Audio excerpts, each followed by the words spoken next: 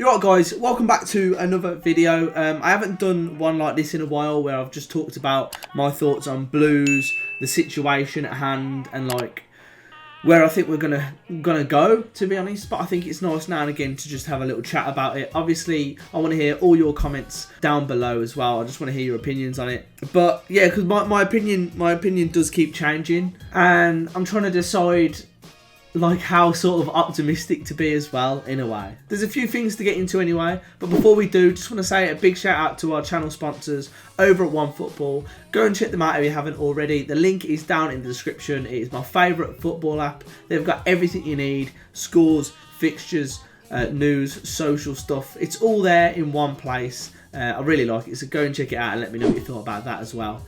But let's get into it. First and foremost, Pep Clotet.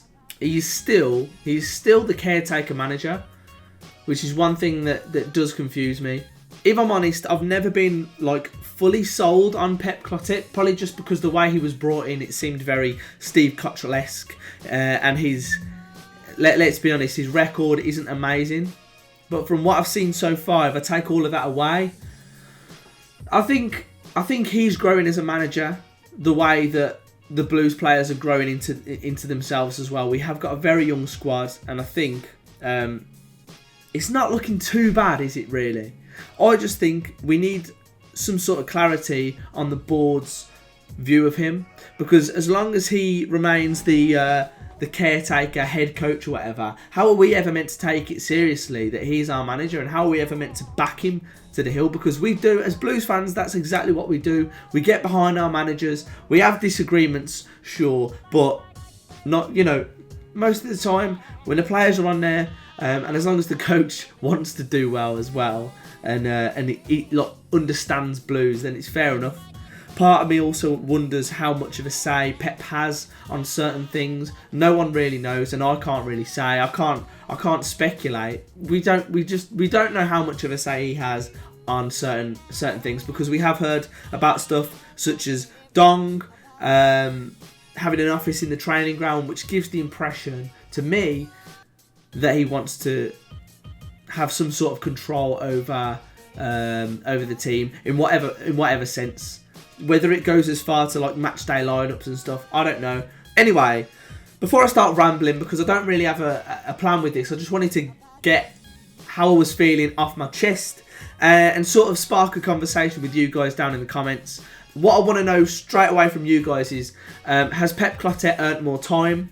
I think after that string of losses that we had, it started to feel like he might be about to go. The whispers started going around on Twitter, as they do, and I think I was listening to the We Are Birmingham podcast, and they said one of the board, I don't know if it was a board member or someone very high up, attended the game at Dart. I don't know if it was I'm sorry, I don't know, but attended one of those games, and apparently when they attend, it's not good news. It means they're keeping an eye on you, and if you mess up, they're going to sack you. I think the win at Middlesbrough gave Pep some time.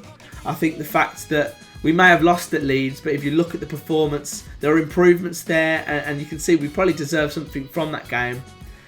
I think he has earned himself some time, but for me, these next two games, they're really pivotal. They're really pivotal because it's against Blackburn and Luton. And for me, if we don't get 4 points out of them, then I feel like they're going to start to put more and more pressure on him. Almagir has recently done an article as well about the positives of the team, and about the fact that, yeah, we can probably turn into a team that will be up there, but it's about time. Because Almagir is where I get like my information from. I read his stuff because I know that he's so informed. I don't pretend to be any more informed than I am. I'm not informed. I'm just a fan. That's what I am. So if you haven't read his stuff, make sure you go and check him out. I just want to sort of give my reaction to that and give my thoughts on other sides of things at Blues. So if you look at the squad that faced Leeds, it had an average age of 25.8, and that's including the Dinosaur Lee Camping goal at 35. We've got a couple of players hitting 30, but we've got some and some of the most creative bright sparks in this club are so young. You've got Jude Bellingham, he's just 16 years old, and he's already a starting name. And I rate Jude. Like, I've seen him, I heard about Jude coming through last season. I watched some of his games, and he looked like, yeah, he's going to come through. But you think when a kid's 16, they're not going to be able to live up to the physicality of the Championship. Maybe it takes them a while to bed in. And I still worry that we're going to put too much pressure on him. Play him too much, too often, too often, too soon. But to be fair to the lad, he proves me wrong every time. Every time I say, no, that ain't one for Jude to come on, proves me wrong. And it makes me feel bad for doubting him in a way.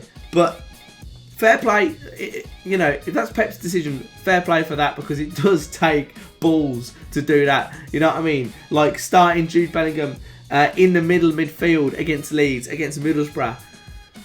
Fair play. And the lad's doing well. And you look at the other players, we've got Villalba, 21 years old, Dan Crowley, 22, Ivan Sunjic just turned 23. These players, if you think about where they are now, they're nowhere near the prime of their career. If we can hold on to them and build the team around these creative sparks, change the things that need to be changed. Like, I think we all know that the goalkeeping situation has to change at some point. Lovecamp, he's Blues through and through the way he is, but like obviously I think we need someone more competent in goal. Up front, if we can get someone to play alongside Duke, to be that player that Che Adams was. Obviously we can't replace Che Adams, but that mould of player, someone again that's young, that can fit into that mould and grow. Then there's only one more thing we need after that, and it's time. The way it seems to be at the minute is that the owners want everything right now. I just don't know, man. Like, these things don't happen overnight. You need time to build a team, especially when you consider we've completely changed the style of play. We need time, and that's all I can hope for, because it's just annoying. Well, like, we're starting to play well now. Usually we'd go away from home and I'm like, I don't know what team's going to show up. We away from home at the start of the season, we looked absolutely terrible. You look at us now, Wigan, grim, that was, obviously grim. Leeds away, we actually played good football, we managed to get some shots together. I think if we were a little bit more clinical there, we could have nicked a goal, we could have maybe seen out the win if we got the goal first. But it wasn't to be. And again, individual mistakes, they get ironed out. Like, you know what I mean? Jude played the pass short. 16 years old. It's going to happen. Obviously, Colin could have got there quicker. That's another one. And then Lee Camp probably should have saved the shot. That's 3 things in a row that have led to that goal. It's unlucky because we battled through it. But I don't mind losing when I see us play like that, because it gives you some hope that we can actually go to places like Ellen Road with a team like this, when we've completely changed everything, and get something, which is great. It's such a transformation from the Gary Monk team. But you can see we're putting youth in there, and we've actually had some really good bargains over the summer. If we can manage to keep our money right, not go terrible with FFP again, and make little additions, don't have to spend a ton of money, little additions to the squad, over time we'll definitely be up there. How could we not, man? How could we not? It's just whether the owners have that patience. I feel like they don't.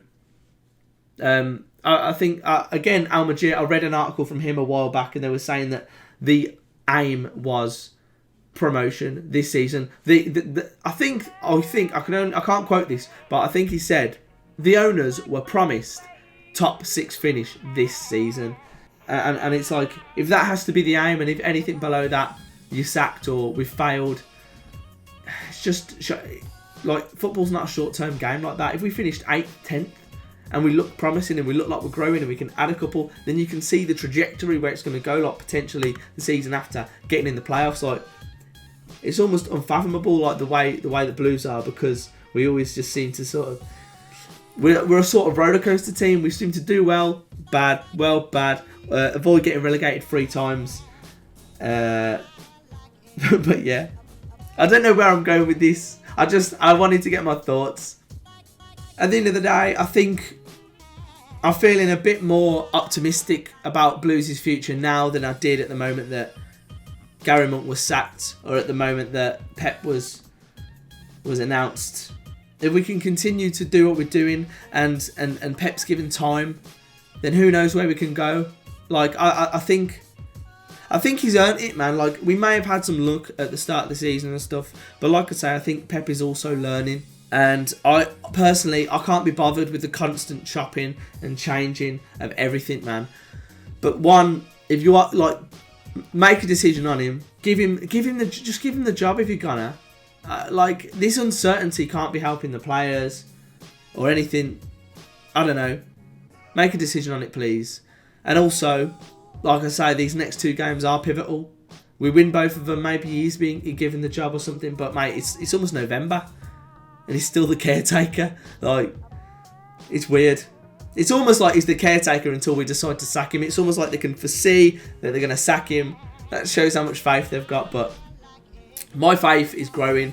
But like I say, that could all change over the course of this week. Let's see how we get on at Blackburn. Let's see how we get on at Luton. And then maybe I'll be making a completely different video. But as always, let me know your thoughts down below in the comments, guys. This was just a bit of a ramble about Blues. I just wanted to, I don't know, I just wanted to talk and get some stuff off my chest about it. But yeah, I'll be active down in the comments below. Drop a like on the video if you enjoyed. Let's get 6 points from these next 2 games. We are going to massively miss Ivan Sunjic tomorrow. I don't know who I'd personally play. Let's hope we can get through that game. It's probably going to be a David Davis one to replace him. Gary Gardner also injured himself with that free kick. So we'll have to see. But until next time, keep right on.